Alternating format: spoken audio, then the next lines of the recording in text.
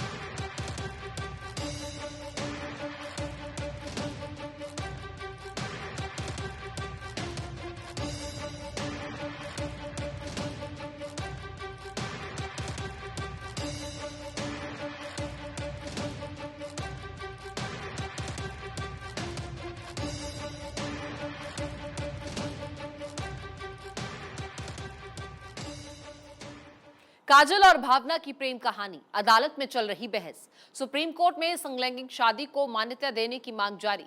याचिकाकर्ताओं में शामिल हैं काजल और भावना। 2018 की गर्मियों में एक शादी समारोह में पहली बार मिली थी दोनों। प्यार हुआ। सितंबर में दोनों साथ रहने के लिए घरों से निकल गई। समलैंगिक संबंध तो अपराध नहीं, लेकिन शादी को मान्यता की अब चाहत है। 20 समलैंगिक जोड़ों में से एक हैं काजल और भावना का जोड़ा। जब प्यार हुआ तब काजल 23 साल और भावना 18 साल की थी। दोनों की मोहब्बत पर घर वालों का पहरा बैठ गया। मारपीट और हिंसा से तंग आकर भावना घर से भाग खड़ी हुई, पर घर वालों ने उसे ढूंढ निकाला। परिवार की धमकियों ने भावना को काजल से रिश्ते तोड़ने को मजबूर किया। 4 साल से ज्यादा हो गए, हम भागे भागे फिर रहे हैं। भावना अब कहती हैं कि 5 साल बाद दोनों अदालती लड़ाई लड़ रही हैं। सुप्रीम कोर्ट से 1954 के स्पेशल मैरिज एक्ट में बदलाव की मांग करती हैं। केंद्र समलैंगिक शादी का विरोध कर रहा है। लगातार दूसरे दिन सुप्रीम कोर्ट में उनकी याचिका पर सुनवाई हुई।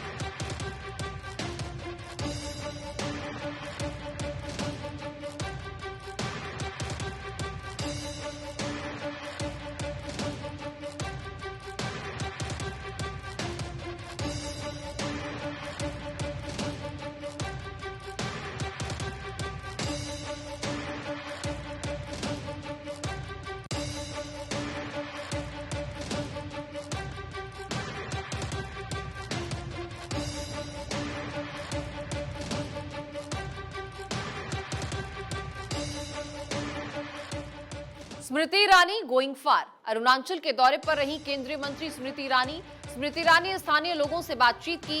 पूर्वी कामेंग जिले में अंतिम गांव कैसे बागन बाग का दौरा भी किया। ईरानी ने धनुष और तीर के स्थानीय खेल में हाथ आजमाया। ईरानी ने स्थानीय लोगों के साथ कैरम भी खेला। ईरानी को बाजरे के व्यंजन परोसे गए।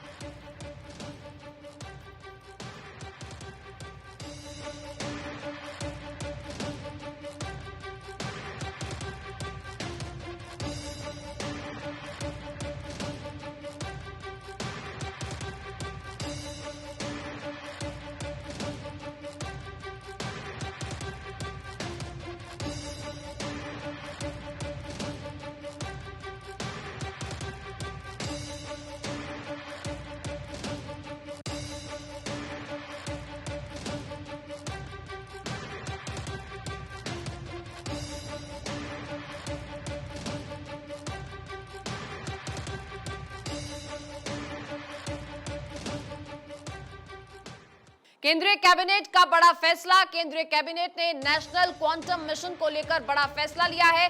मोदी सरकार ने नेशनल क्वांटम मिशन को मंजूरी दी है। केंद्र ने इसके लिए 6003 करोड़ रुपए बजट का प्रावधान किया है। इसकी समय सीमा 2023-24 से 2030-31 तक है।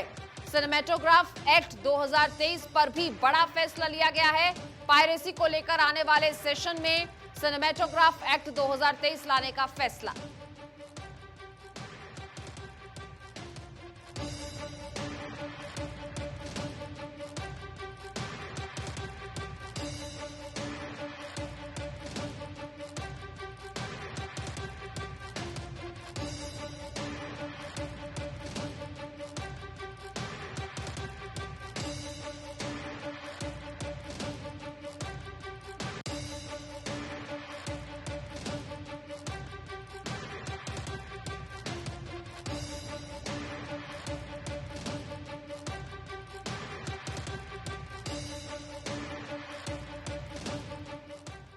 एक किस्सा ऐसा भी जब शेट्टार ने सीएम बोम्मई को हराया।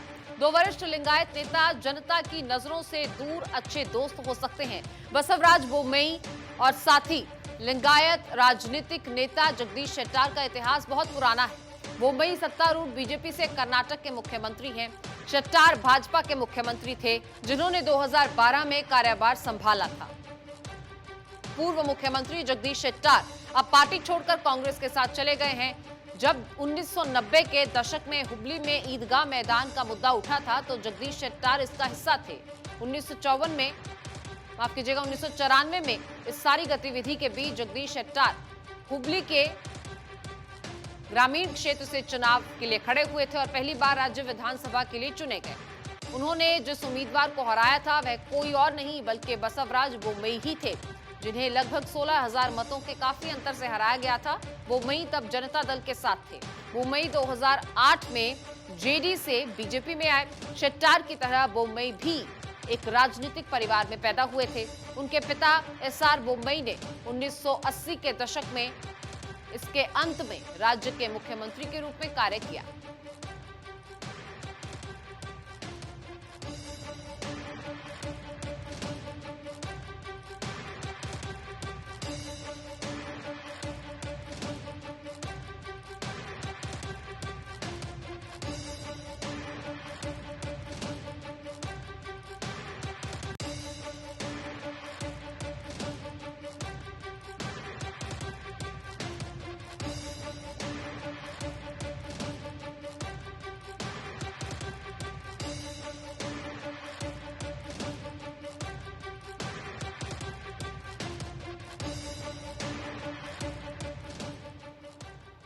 डीके शिव कुमार ने 1200 करोड़ रुपए से अधिक की संपत्ति की घोषणा की। 10 मई को कर्नाटक विधानसभा चुनाव, 13 मई को वोटों की गिनती। कर्नाटक विधानसभा का कार्यकाल 24 मई को समाप्त। कर्नाटक विधानसभा में 224 सीटें। बीजेपी ने 222 सीटों के लिए उम्मीदवारों की घोषणा की। 2 सीटें मांडवी और शिवमोगा सिटी, इस सीट अभी बाकी है।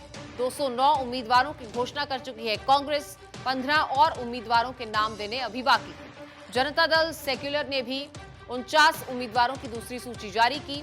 डीके शिव कुमार ने 1200 करोड़ रुपए से अधिक की संपत्ति की घोषणा की।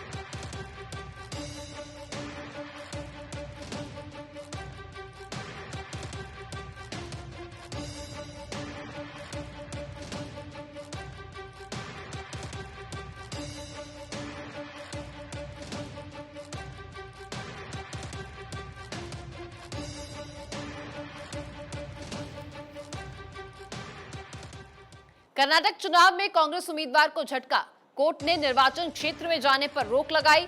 धारवाड़ से कांग्रेस ने उम्मीदवार हैं विजय कुलकर्णी। विजय पर बीजेपी नेता योगेश गौवड़ा की हत्या का आरोप, विजय कुलकर्णी के खिलाफ आदेश पारित किया।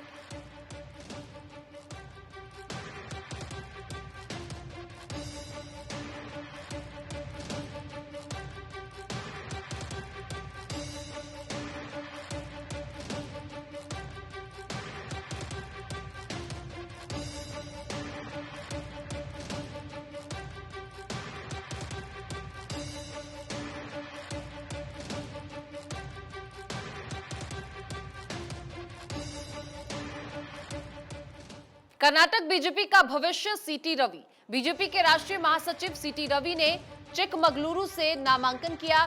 चिकमगलुरु सीट से छठी बार एमएलए का चुनाव लड़ रहे हैं। इस सीट से 4 बार विधायक रह चुके हैं सीटी रवि। संघ परिवार के लिए वफादार माने जाने वाले सीटी रवि वो कालिगा समुदाय से आते हैं। सीटी रवि को एक हिंदुत्ववादी नेता के तौर पर देखा जाता है। बीजेपी के राष्ट्रीय महासचिव बीएल संतोष के करीबी माने जाते हैं सीटी रवि। हाल ही में उन्होंने कहा था कि येदियुरप्पा और उनके बेटे पार्टी में ज्यादा प्रभावशाली नहीं रह गए। इसके बाद पार्टी ने कुछ बोलने से पहले सतर्कता बरतने के लिए कहा था। पूर्व मुख्यमंत्री सिद्दारमुल्ला खान कहने पर विवाद हो गया था।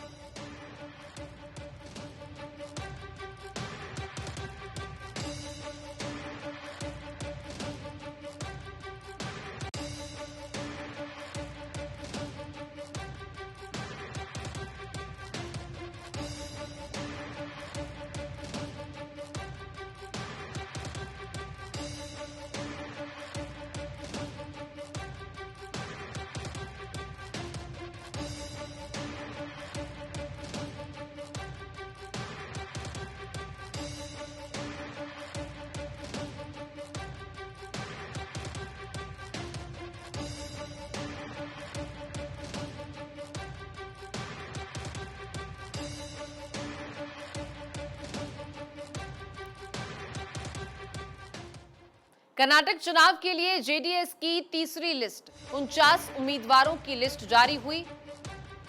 माफ कीजिए, 59 उम्मीदवारों की लिस्ट जारी हुई। अयानूर मंजुनाथ शिवमोगा सीट से उम्मीदवार बीजेपी छोड़ जेडीएस में शामिल हुए थे। अयानूर 10 मई को विधानसभा चुनाव होने हैं।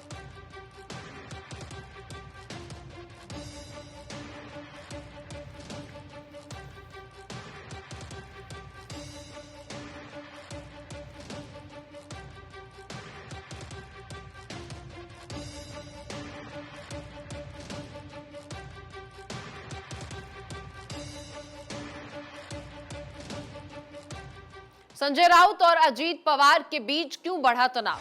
अजीत पवार पर भड़के उद्धव गुट के सांसद संजय राउत बोले, मेरे ऊपर सवाल उठाने वाले अजीत पवार कौन? संजय राउत ने कहा कि मैं किसी से भी डरता नहीं हूं।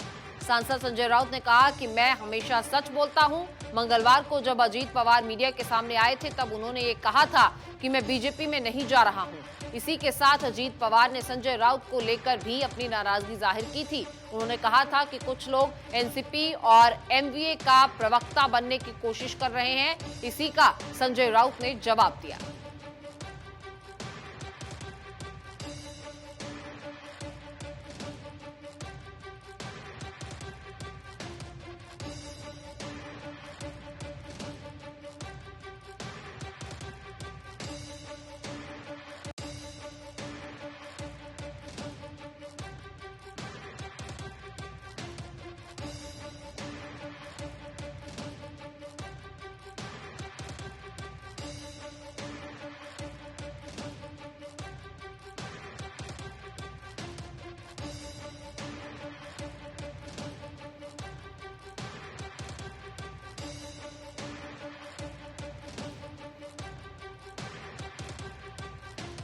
महाराष्ट्र में खुली सार्वजनिक सभा और रैलियों पर प्रतिबंध।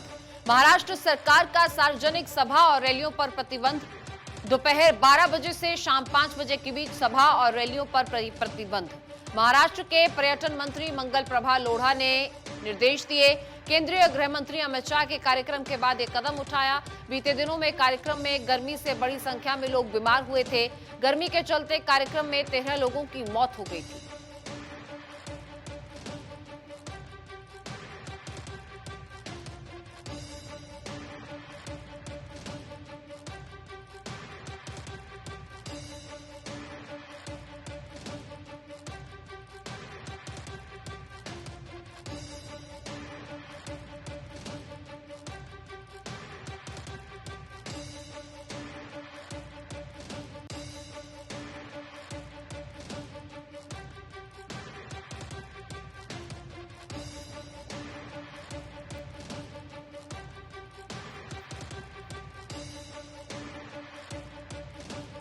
गायक सिद्धू मूसेवाला की हत्या मामले में खबर। मूसेवाला के हत्यारे अनमोल बिश्नोई का वीडियो सामने आया। शादी के रिसेप्शन का बताया जा रहा है वीडियो। प्रसिद्ध पंजाबी गायकों के साथ दिखा अनमोल। लॉरेंस बिश्नोई का भाई है अनमोल बिश्नोई। मूसेवाला के हत्यारों की तलाश कर रही है पुलिस।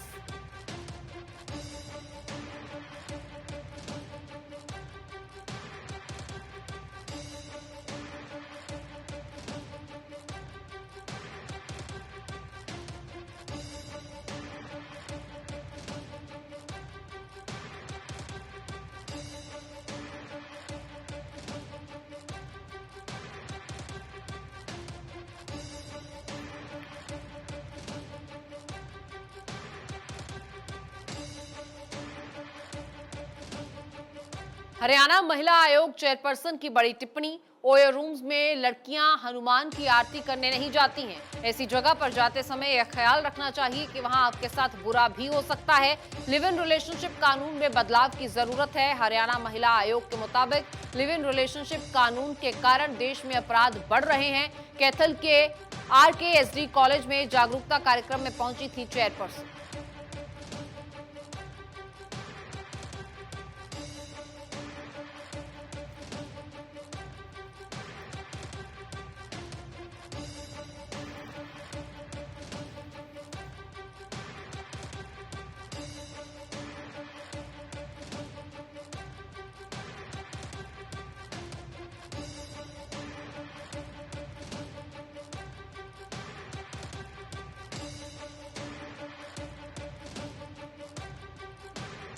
इक्यावन साल के बुजुर्ग को कांग्रेस ने चुनावी मैदान में उतारा। यहां कर्नाटक के सियासी रण में कांग्रेस का ये बड़ा फैसला।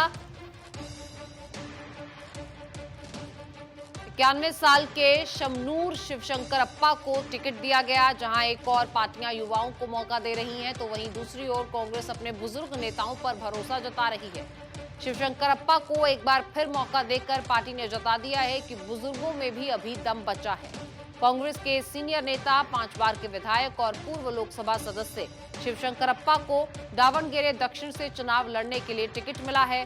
शमनूर शिवशंकरप्पा को टिकट मिलने से लोग हक्का बक्का है। कर्नाटक चुनाव में कांग्रेस, बीजेपी और जेडीएस में टक्कर है।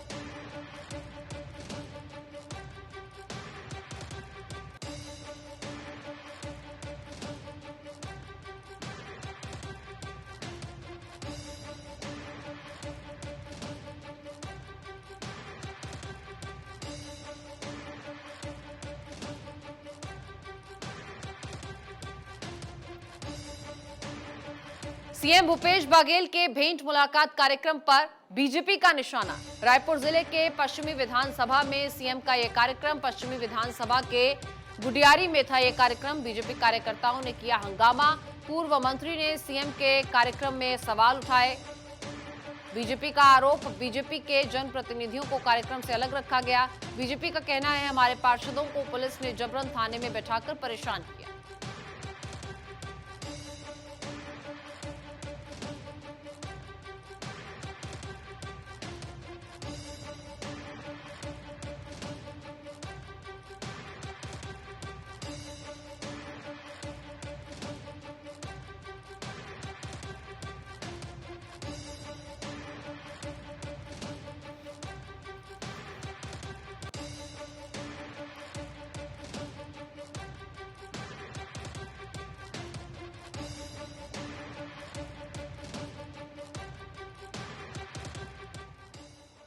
अब छत्तीसगढ़ में शराब घोटाले की गूंज। कोयला घोटाले के बाद शराब घोटाले की तेज हुई चर्चा। ईडी ने मामले में 2 अधिकारियों को पूछताछ के लिए बुलाया। एक IAS अधिकारी से भी पूछताछ होगी। ईडी ने इसको लेकर राज्य के मुख्य सचिव को चिट्ठी भी लिखी।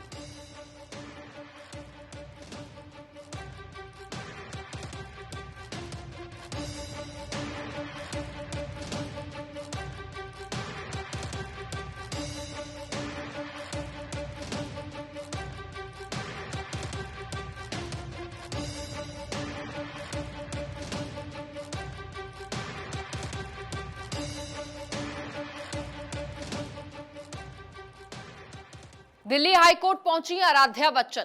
यूट्यूब टैबलॉइड के खिलाफ दिल्ली हाईकोर्ट पहुंची आराध्या बच्चन। अपनी हेल्थ के बारे में फर्जी खबर की रिपोर्टिंग के लिए यूट्यूब टैबलॉइड के खिलाफ दिल्ली हाईकोर्ट पहुंची आराध्या बच्चन। दिल्ली हाईकोर्ट 20 अप्रैल को करेगा सुनवाई। 11 साल की बच्ची ने नाबालिग होने के कारण रिपोर्टिंग के खिलाफ निषेधाज्ञा मांगी है।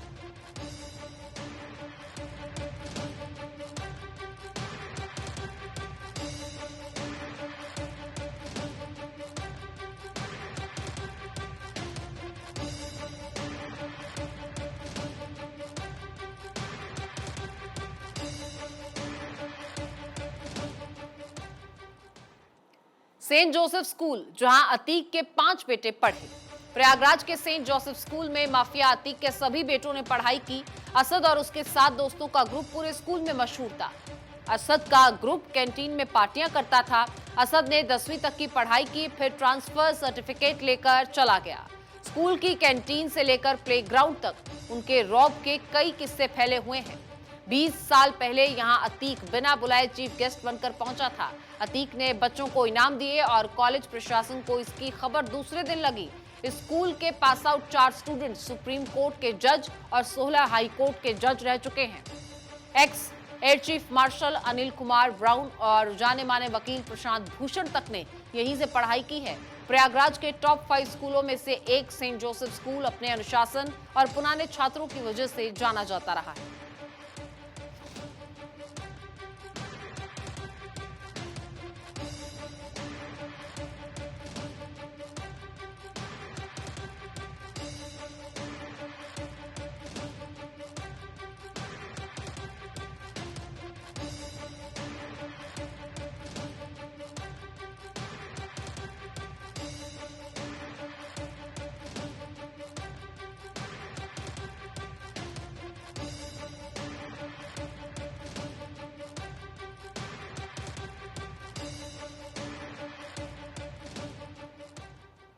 लोधियाड डिस्ट्रिक्ट के फैन हुए Apple CEO Tim Cook. Apple store की लॉन्चिंग के लिए दिल्ली पहुंचे हैं टिम कुक। टिम कुक ने ट्विटर पर तस्वीरें शेयर कर लोधियाड की तारीफ की। दिल्ली के साकेत में सिलेक्ट सिटी वॉक मॉल में एप्पल का दूसरा ब्रांड स्टोर लॉन्च होगा। टिम कुक स्टोर की ओपनिंग के लिए मौजूद रहेंगे। 18 अप्रैल को मुंबई में पहले एप्पल स्टोर की लॉन्चिंग की गई थी।